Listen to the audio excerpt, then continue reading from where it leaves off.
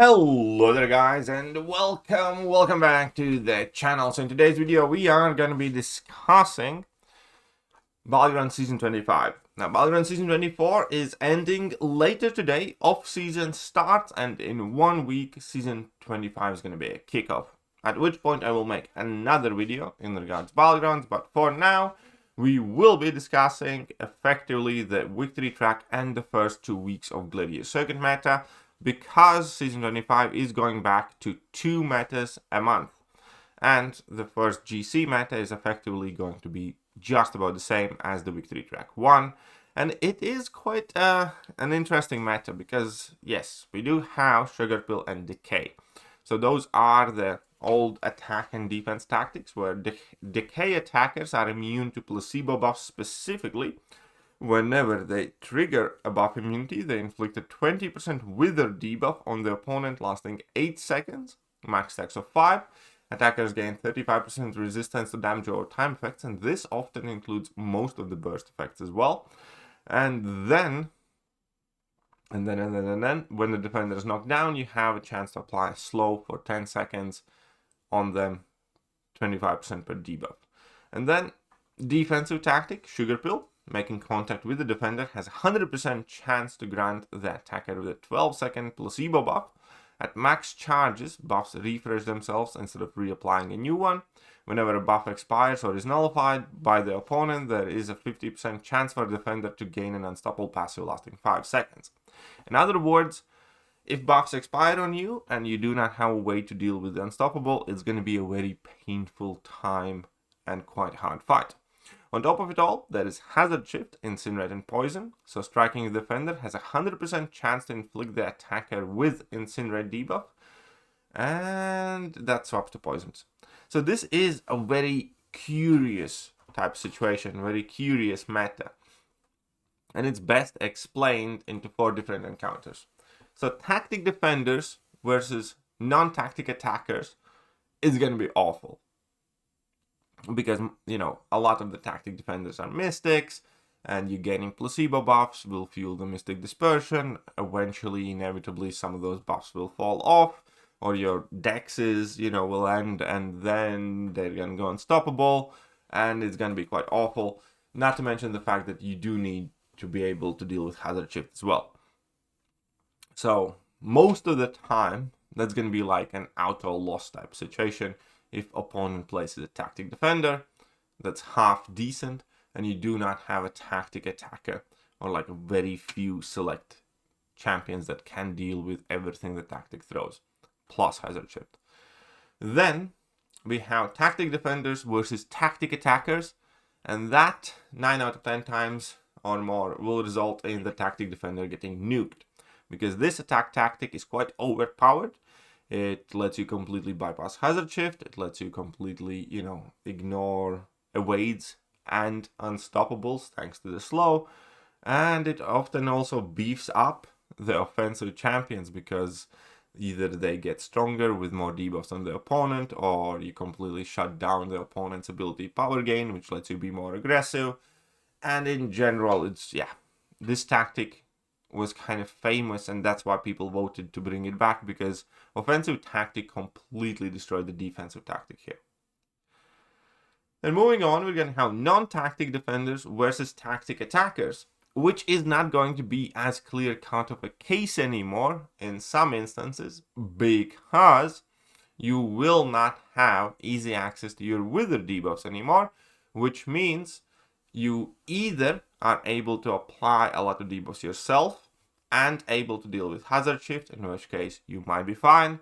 Or if you do not apply a lot of debuffs, you know, you kind of lose a lot there, and you need quite a bit of other abilities to make up for it in form of immunities, for example.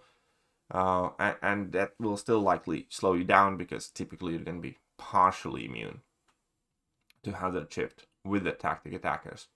So, non-tactic defenders will perform better against tactic attackers overall than the tactic defenders.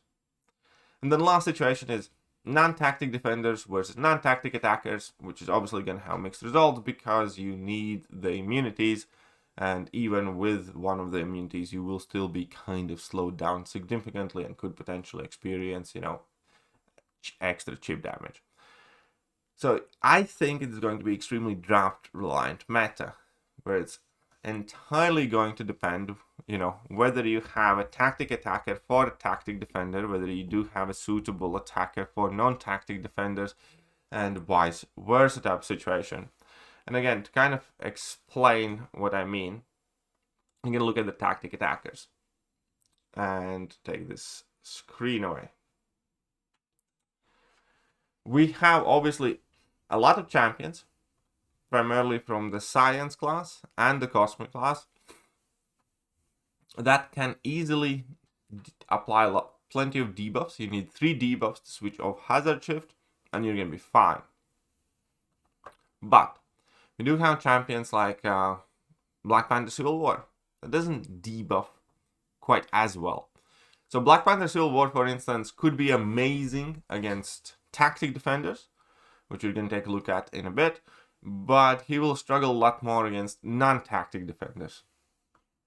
Similar to Deadpool X-Force, even though Deadpool X-Force might do a bit better because he does have that bleed and taunts, so I think you could potentially manage, and if you do stack up a few taunts, you will be able to get that slow too, so it's going to be a bit better.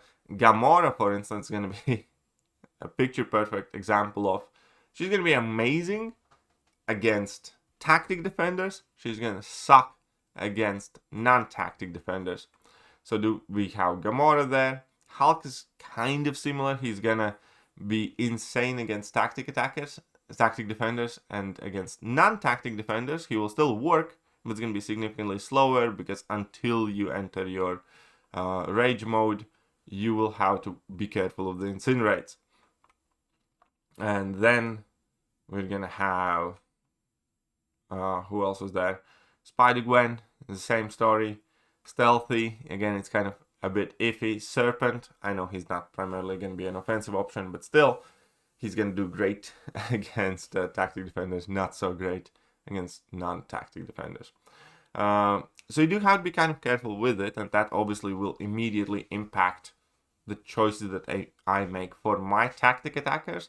And the rule number 1 here is going to be access to debuffs quickly, regardless of matchup, without relying on the withers. So I will be a bit more wary of champions like Deadpool X-Force or Gamora. Not saying I will not run them, we're obviously going to see where the meta goes, but you just need to keep something like that in mind. And then when it comes to the tactic defenders, that's also quite an interesting point, because, as soon as you draft, for instance, somebody like Sasquatch, and the opponent drafts a half-decent tactic attacker, it's like, you don't really want to put that Sassy down on defense, but because of hazard shift, you might not be able to use him on offense either. So when it comes to selecting your tactic attackers, tactic defenders, you're kind of looking for opposing qualities half the time. You're looking at least for one of the immunities or some resistances or some potential use in a case where you potentially might need to use these champions offensively. So we need either Incinerate or Poison immunity, which will be provided by Prowler, which will be provided by Jack-O-Lantern, and obviously Iron Man as well. And then we do have Purgatory, which might work quite well. We have Warlock with the Poison immunity. We have Werewolf, which can do pretty much the entire fight with primarily hitting the opponent's block. So that can be helpful. There's Vision as well, if you do happen to use her. And those are likely going to be the champions that are tactic defenders that I do include in my deck. I will there is a very good possibility, that champions like Sasquatch, even though Sasquatch might still work with his damage mitigation and inequity, who knows, but, somebody like Red Skull or, Ebony Maw, which I recently picked rank 3, not making a Man-Thing, for instance, is not gonna make the deck, even though they are quote unquote the better defenders overall. The fact that they will have no offensive use will mean that they can be completely invalidated on defense as well by just about any tactic attacker. Obviously, then on top of it all, we still have champions that kind of like can go cheesy with a hazard shift and just nuke anything before buffs start expiring on you. That'd be somebody like Ghost. Potentially there's Kingpin. From that, again, we do have champions that do have the double immunities and could do quite well overall. Like Penny, you know, she's immune to Incinerate and Poison. We had Jack as well. Then we have Mr. Sinister, who should be able to, you know, still be a viable defender, as well as then, you know, still working on offense, because you can finish the fights with extremely small amount of hits and you would be deflecting the dots away from you. Then we have somebody like Onslaught again. You know, Incinerate has a chance to supercharge him and provide him with a higher amount of damage and, you know, give him some willpower heal. Ironically, Maestro could be actually quite decent as well, because not too many Cosmic and Science champions are going to be great against Maestro, and he does have immunity to Poison, Shock, and Incinerate. So it's going to be a very, very interesting deck building exercise in general.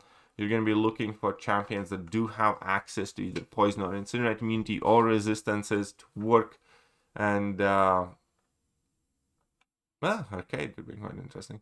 But yeah, it's going to be quite interesting to build the deck.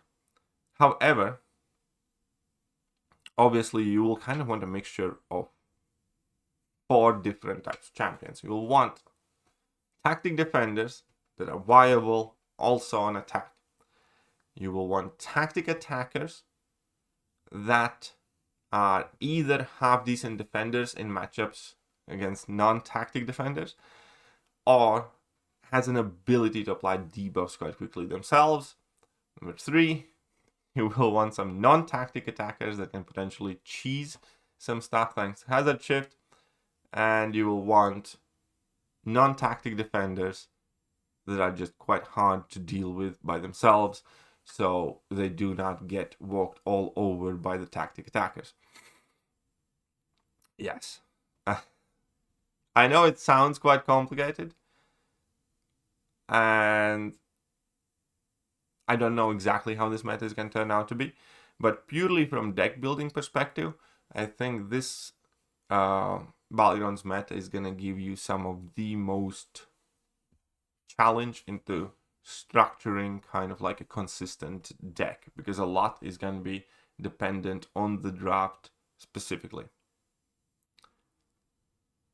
Let me know what you guys think. Who do you project to be your MVPs?